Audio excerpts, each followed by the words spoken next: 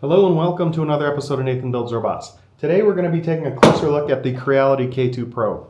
Now apologies if there's any issues with the audio quality. All of my microphones decided to die, so we're just recording straight to camera here. When Creality reached out and asked if I wanted to check out the K2 Pro, I figured this would be a good video to get back into it and making a video looking at all the internals of the machine, looking at the print quality, just some classic NBR content. So this one is for the boys. First, a couple of quick disclosures. Creality did send me this unit to review, but at the moment my channel currently has no sponsors, no money changed hands, and I'm going to be checking it out today. The first thing I want to point out with this machine is it's made with this solid cast aluminum structure, which is very strong. I mean, just take a look at this. Looks like we had a little LED light cover come loose, but other than that, this thing is very well built.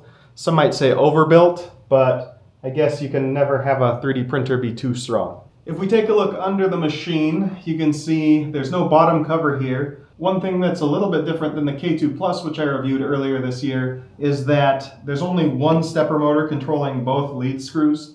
I think that's actually fine. You don't need independent tiltable control over the bed, and as long as it's somewhat level from the factory, you should be fine. The front panel here is made out of glass. These sides appear to be made out of some kind of polycarbonate.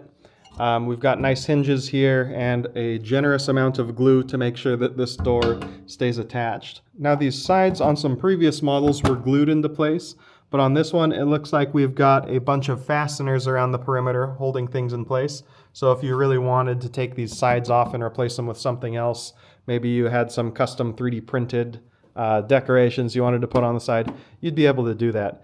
And it looks black, but you can actually see through it. Let me see. Yeah, there's my hand on the other side of the glass. Woo. It's just like a very dark tinted polycarbonate, which I guess looks pretty cool when you've got this thing powered on. When this LED light up top is illuminating the workspace, you have excellent visibility all the way around. Here's the glass top, which I have removed at the moment.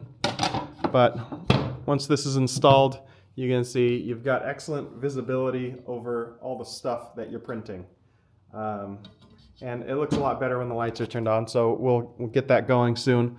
But I just wanted to look at all the internals here. So it looks like we've got some lead screws, some linear guide rods, just a really simple construction here. Looks like this part's made out of sheet metal. We got some steel parts in here to presumably lower the cost of this machine. And we've got a linear rail up top for the X-axis motion. So altogether, this isn't a groundbreaking construction, but it appears to be very well built on the inside as well as the outside. In terms of build volume, we've got 300 millimeters cubed, so that's quite a lot of space. I fired up all these test prints. I just kind of browsed printables and picked out a bunch of stuff that I wanted to print.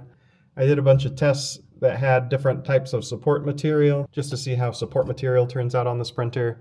I did the classic print quality overhang test, and it did quite well on this test. We'll take a closer look at this in a minute, but just from a quick visual inspection, we're going all the way up to 75 degrees of overhang with excellent print quality, no print failure. So quite good print quality here and good overhanging performance. Overall, the extrusion quality on this machine is quite good. Apparently they're doing some kind of extrusion compensation. I don't know if they're just saying that in the marketing material or if they've actually implemented some kind of extrusion correction factor. But all of the prints turned out really nice. Let's take a look at the benchy. Normally, since these are usually printed at kind of a higher speed, you'll be able to see some kind of like gaps or open holes if you've got under extrusion, but everything looks really well extruded here. Yeah, quite good print quality, but you know, that's kind of a given. If you have a machine at this price point, it has to have good print quality, and it appears that they've delivered. We'll take a closer look at all these prints in a little bit, but let's get back to the machine. So, tempered glass front. In the back, we've got the good old poop chute. And oh, by the way, I took the cover off here so we can take a look at the extruder and hot end. And I took the cover off of these electronics just to see what's going on up here. This looks like it's probably the main board that's got all of the processing power. It's got a little cable that goes up to the LCD screen up front. Then we've also got a little, what is this? Okay, it's got a little USB plug on the other side so you can plug in your flash drive. This is some kind of auxiliary board. You know, there's a lot of electronics in these things these days. But let's take a look around back where we can see the rest of the electronics. So it looks like here we've got a chamber ventilation fan, and up here we have another chamber ventilation fan. Then you've got your big old poop chute, which all of your filament waste comes out of when you're changing filaments. Down here we've got a tiny little power supply, so that means that the heated bed and heated chamber are probably all AC powered. Speaking of AC power, you know, you plug the printer in over here, and there's a cable that goes to the power supply and over to this AC power distribution board, which, you know, branches off into this little chamber heater, some kind of ceramic heating element with some fans on there to blow hot air into the chamber. So you've got a little heated chamber action there. And then I assume another one of these cables goes back inside of the printer where it can control the heated bed. All right, and then we've got one last board back here, and this appears to be the board that all your stepper motors and heating elements plug into. So that's kind of your traditional MCU board. Then up top, we've got two stepper motors to power the Core XY system. These are using Creality's closed loop FOC controlled stepper motors. So these are extremely quiet and powerful. They're a little bit different than a normal stepper motor. They might be a little bit more expensive, but at the end of the day, you want these Core XY motors to be high performance and fast to get the best print quality and speed.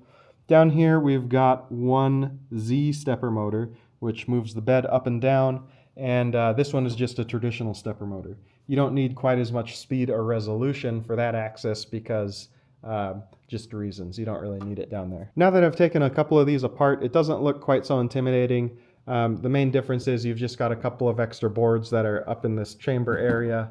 But yeah, back here, everything looks pretty simple. And if you had to do board replacements, you'd just undo some screws, undo the connectors, and put the new thing in. Hopefully you won't have to do that. But you know, these are complicated machines that break down every once in a while, and being able to replace components is something that I always pay attention to. Down here we've got our Ethernet port. So if you don't want to use Wi-Fi, you want to use a Ethernet cable, then you can do that down here. And then over here we've got a little plug that connects to the Creality CFS system, which basically lets you plug in 4 different filaments into your 3D printer and change colors pretty effortlessly. Okay, so that's that in terms of electronics and build quality. I do want to point out a couple little quality issues that I saw when I was putting this thing together and using it. So first up, this screen was a little wobbly when I first got the printer. You can see I shimmed it with a little bit of tape. So it just kind of slots in like this. You plug it in and slide it over to the side, and then it locks into position. It was a little bit loose from the factory, so I just put a couple of pieces of tape in there. I'm pretty sure Creality could, you know, fine-tune their injection mold and get this fit to work a little bit better. But just with a couple of pieces of tape, it's working fine. Then up here, this LED light bar provides great lighting for your parts. But one issue that I had was when I was picking this up and moving it around. When the glass top is off, I'm usually tempted to grab the printer like this. And this is pretty much a razor sharp edge here, so I'd like to see that get rounded out just so that you don't have people cutting themselves. But fortunately, the machine comes with a couple of these little clippers, so hold on a second, let's see if we can sort this out. Alright, so that took most of the edge off. I could come back in here with some sandpaper to round that down some more, but at least it's not like a protruding, sharp, pointed edge anymore, so should be a little bit less dangerous. Now I guess a better solution would be for them to round these off at the factory. Now I'm just going to reinstall this little LED diffuser that popped off when I was hitting this machine with a 2x4 to demonstrate its strength. And yeah, there we go. Let's get this thing plugged in, powered up, and we'll see how the user interface is and how that lighting looks. You've got a typical textured PEI build surface. In terms of bed adhesion, all the parts that I printed on here ended up working basically flawlessly. We got perfect first layers going on here. You got just the right amount of bed adhesion. Things pop off when everything's cooled off, but otherwise you don't have any issues with parts coming off prematurely and getting damaged. Let's take a look at some of this support material. That's one of the things I wanted to verify works correctly on here. So yeah, that support material comes off nicely. I'll probably have to do a little bit of cleanup on the bottom of this cat for the brim material that was laid down. All these prints turned out really nice. Here's some of the other prints that I did, but let's see how this support material removal goes.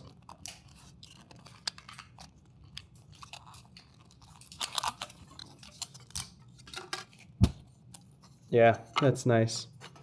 All right, so these are just a couple of functional prints that I made. Here's another one of those print test towers. You can see there's a little bit of stringing here, this little fuzz. It's really not too bad. That can clean up with a blowtorch in a matter of seconds. And these little towers are really designed to induce any type of stringing. All we have is a little bit of fuzz. It doesn't really affect the structure or aesthetics once you just wipe that off. The overhangs turned out really nice. The surface quality looks really good. Usually when I print these tests out to assess print quality, I'll just print one individual piece so that you don't have issues with it transitioning from one part to another. But this printer handled multiple parts on the tray really well. So it's one of those machines you can load up with just a bunch of print jobs at one time and you should get everything turning out pretty good. Here's some little boxes that I found on printables. They just click together. I would like some kind of feature to help get a grip on this and open it, but I guess this is how you're supposed to do it. These are little pocketable storage boxes. I also have some projects coming up that might need some leveling feet, so I printed these out. Now you can see some little surface artifacts on the print here. I'm pretty sure those are just the slicing parameters from the internal threads kind of bleeding through to the outside. It doesn't really have to do with the print quality of the machine. If you look at some of the other parts, you can see there's basically no, there's really no issues like what we're seeing on this part. We've got just in general really good print quality here, so not a whole lot to complain about. Yeah, just really nice. And then, I've got a test fit on this part as well. Let's just try threading these together. These ones are a little stiff. I think that might just be how the designer wanted this to work out, so that when you set the height, it kind of stays in place. But in general, it slides back and forth pretty good once you got it broken in. So yeah, these little adjustable height feet, pretty cool models. These are little backpack hangers. You can see some more support material in here. Let's try breaking that off. And ooh, yeah, that's nice. Comes off nice and clean. Got a little cat here.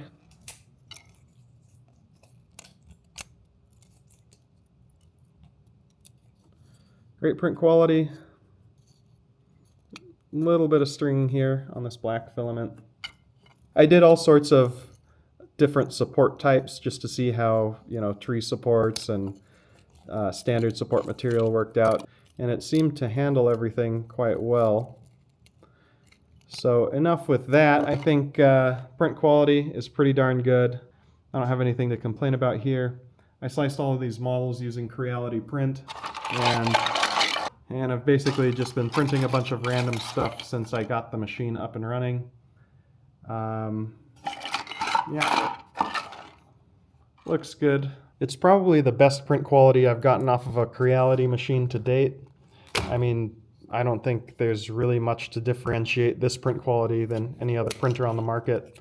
So yeah, it's right up there with the best in terms of print quality, in terms of speed, very fast printer, and in terms of user interface, it's also, one of the best. We've got what should be the industry standard, which is a full color touchscreen. Let's wake this thing up. Okay, yeah, here's our little touchscreen. We can print out all sorts of stuff. These are my test prints that I've been running. You can plug in a USB drive, which you really can't take that for granted these days. A lot of printers don't have a USB drive support, but this one you can just plug in a standard USB drive and upload your files without connecting it to the internet. We've got the CFS system. I have it unplugged right now, but it worked, as you would expect it to. No issues. Nice and quiet.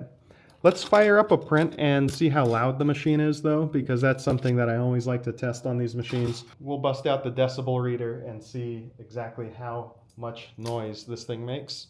So let's go into our little interface here. We're gonna print out a Benchy. This Benchy prints in a mere 20 minutes.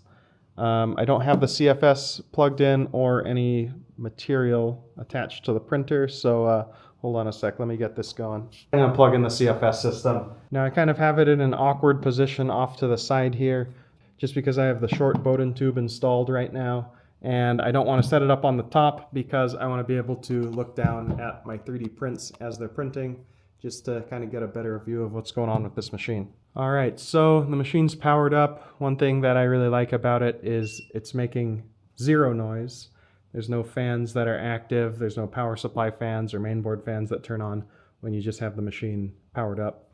So let's go over to our Benchy. We'll go ahead and print this part out. We can pick out of any of the colors that are currently loaded up into the CFS system. In this case, let's pick that nice peachy color. It's got RFID tags, so it automatically recognizes what color is loaded in here, which is pretty convenient.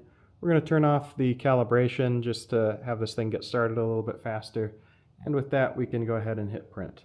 Right here, we've got some high flow nozzles from E3D. They're designed in collaboration with Creality and E3D, so basically you're going to be able to get higher melt rates out of this thing. And one thing I'd like to point out is look at the size of this melt zone. That's like close to 40 millimeters, maybe 50 millimeters of melt zone, maybe 45 or something like that. In any case, there's a bunch of melt zone, which is going to help you get higher volumetric flow rates. This thing should print pretty quickly, and on top of that, we've got the high flow technology from Bondtech and E3D baked into this thing, so it should be able to print pretty quick if we swap over to one of these nozzles. So if you're at all concerned with the stock heat break or nozzle that's installed in this K2 Pro, you can go ahead and just upgrade it with one of these E3D nozzles. It should give you better wear resistance and higher flow, so in general, just a solid upgrade. They sent one in a 0.4, 0.6, and a 0.8 millimeter diameter.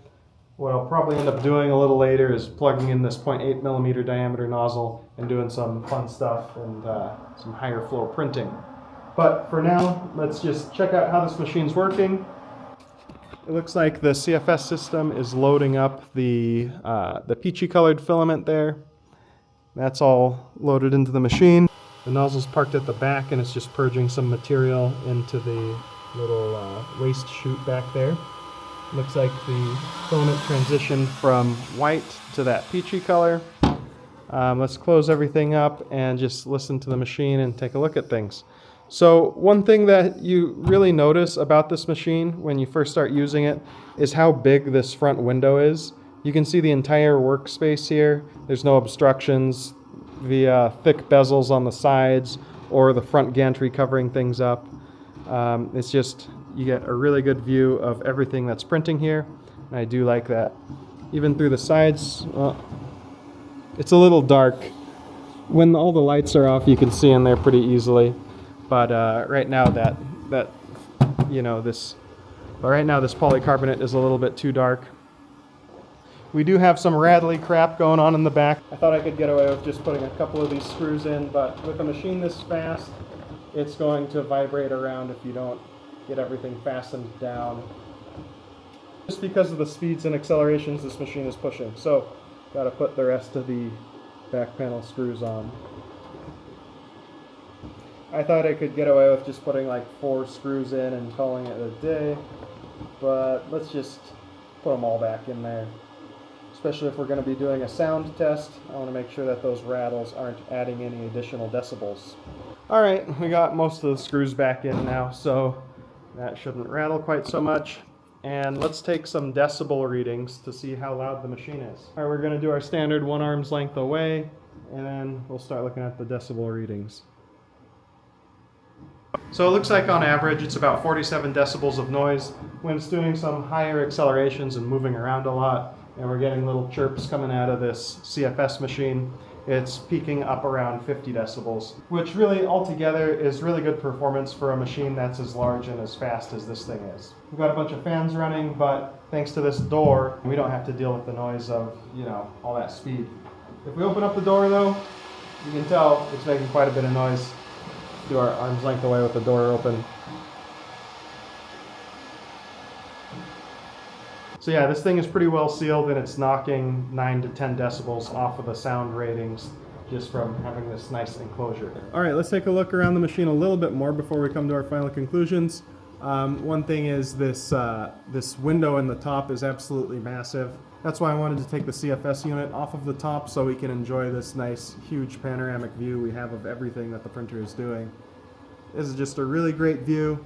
And just like the Core 1 over there that I reviewed earlier, I really like having just a really nice view of all the prints that are going on, because it just lets me watch my printer work and it lets me inspect all my parts as they're being printed and make sure everything's turning out nice.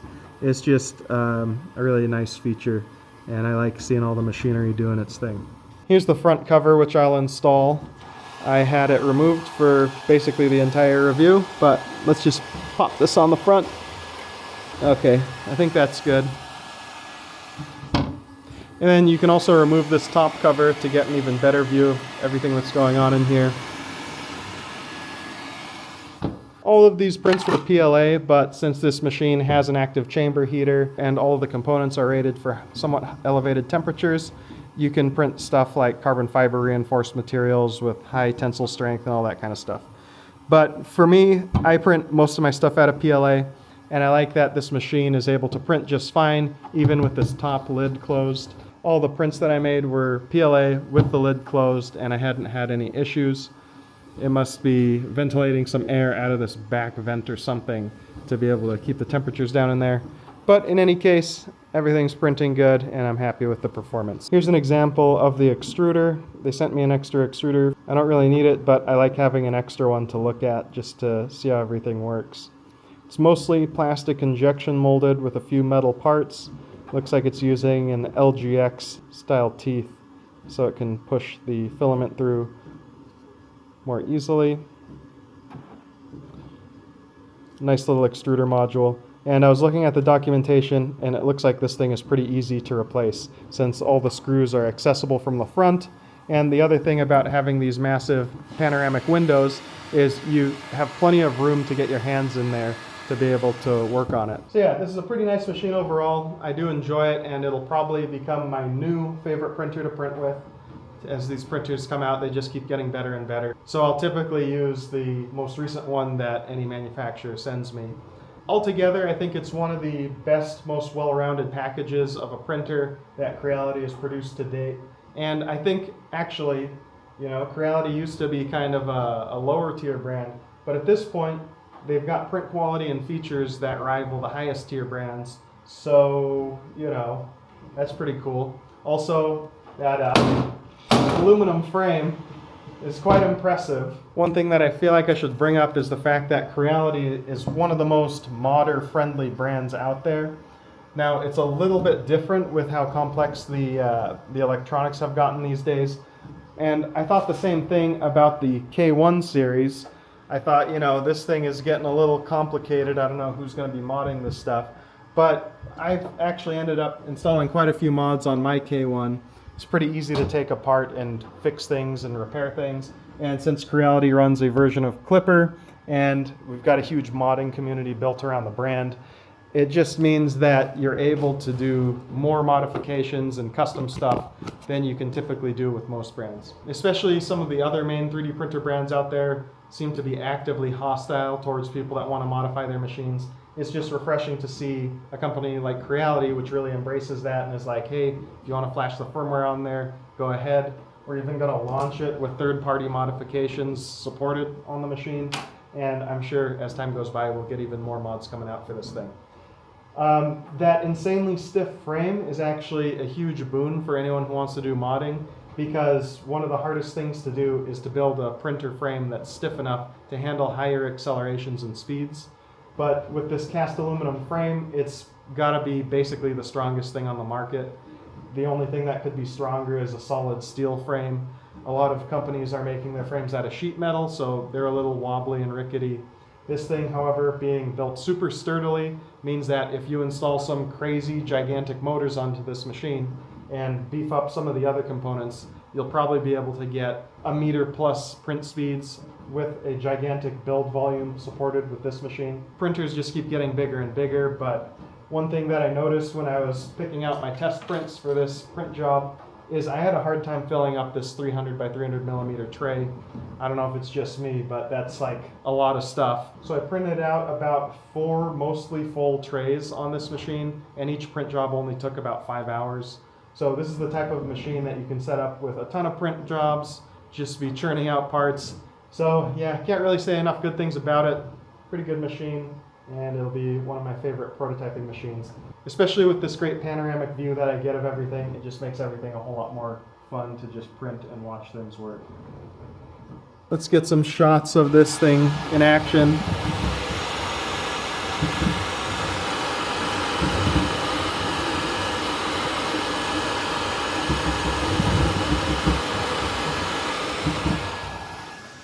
Pretty great print speed. I mean, basically every printer is going this fast these days, but to have something that just works out of the box, is reliable, and can print fast like this, I think that's all anyone really needs these days. All of the prints that I set up were prepared using Creality print, which has had some pretty big revisions lately, and they've made it super user-friendly, and it's been relatively stable in my experience. I actually really like the way that they have everything laid out. And one thing that I noticed when I was using Creality print in preparation for this video is it actually changes the color theme based on whether it's daytime or nighttime. So if you open up Creality print at night, it's got a nice dark gray theme, and during the day, it's all bright white. It's almost like, hey, maybe you should go outside, it's nice out. So we're gonna make the screen all bright. They've also made some modifications to the software to make it run a little bit faster. One issue that you'll often run into when slicing really big models is that the whole system will kind of slow down. But what they've done is they have a toggleable ability to remove the infill of your parts. It's going to print the infill, it's just it doesn't display it for graphical purposes, it just makes everything render faster. And you can also monitor your prints and control the machine through a standard clipper interface. I don't have this machine connected to Wi-Fi right now, but it's got a really nice camera on there. Maybe I'll roll in some footage from the internal camera. But yeah, you can monitor your print job and send prints over the network. If you're looking for an upgrade, I think this would be a really good option. But in terms of feature set, if you already have a printer that's capable of multicolor printing, there's not really a whole lot of reason to buy one of these unless you're looking for that increased build volume, or you just want something that looks nice and works well. I think this machine is for someone who wants something that prints fast and has a modern feature set and just works well out of the box, but also has the ability to upgrade and mod it in the future. If you already have a high-speed Core XY system, I don't see a whole lot of motivation or reason to get an additional one in this K2 Plus. But if you're looking to upgrade to something of a larger size, this could be a good option for you. If you want something that has great viewing angles and you just like watching your printer work, this could be a good option. All right, and some of you eagle-eyed fans might have noticed I haven't been posting a lot of videos lately. I've been meaning to get back into video production. I've been doing a lot of traveling and touring different facilities, and I'd like to bring that content out to you. I just need to have some time to be able to sit down and work on it. I've been trying to diversify my income a little bit and not rely so much on sponsors, so I really appreciate everyone who supports me over on Patreon. And also I want to thank Creality for everything they do for my channel. I had a drop in my video output, and I noticed that a lot of those sponsorship request emails started drying up. But one company that consistently reached out and still wanted to work with me was Creality. So thanks Creality, you're the real MVP for sending this over for me to check out. It's a nice machine. I'd recommend it highly. I'm not sure I'd buy one for myself because I already have too many of your printers, but if you keep sending them over, I really like taking a look at them and seeing what's going on with these new 3D printers. That never gets old, watching a 3D printer lay down some quick infill lines. Yeah, there you go. Nice and fast. All right, so I'm actually recording this video on launch day, so if you want to pick one of these up, it's around $1,000 for the combo, which includes the K2 Pro and the CFS unit. So price point is a little high, but I think it's a nice machine and it could be worth your consideration. Apparently they're launching a K2 Pro, and some other stuff. So I think the K2 non-Pro edition is a little bit smaller, and it won't have features like the actively heated chamber and some of the other stuff that this printer has. But it should be similarly fast and good quality, and a similar design language. So if you want to check either of those out, I'll leave affiliate links down in the description below. If you're considering buying one of these machines, please use those links to support the channel. I don't know the exact pricing. I think the K2 combo is going to be around $900. Maybe the K2 non-pro will be close to $700, and the K2 Pro combo will be $1,100. I don't know the exact numbers, but you can look them up. I'll leave them in the video description down below. I'll also leave links to all of these CAD models that I use to do my print tests. The people who design those models deserve some recognition. One thing that a lot of people don't appreciate is that since manufacturing has become so easy with these 3D printers, the most difficult part of the process of getting something made is actually doing the CAD modeling. And without these CAD models, we wouldn't have anything to print. So I think I need to give a little more recognition to the CAD modelers out there that are uploading and designing all these files for us to print out. I do, on occasion, design my own stuff, but when throwing a video together like this, I don't want to be printing out random brackets and electronics boxes that I have made. When I'm making videos like this, I feel like printing out little daily household items is a little more useful. And I think it's a little more representative of what you normies out there are printing. All right, so that's all I've got for today. Thanks for tuning in to this episode of Nathan Builds Robots, and I'll see you in the next one.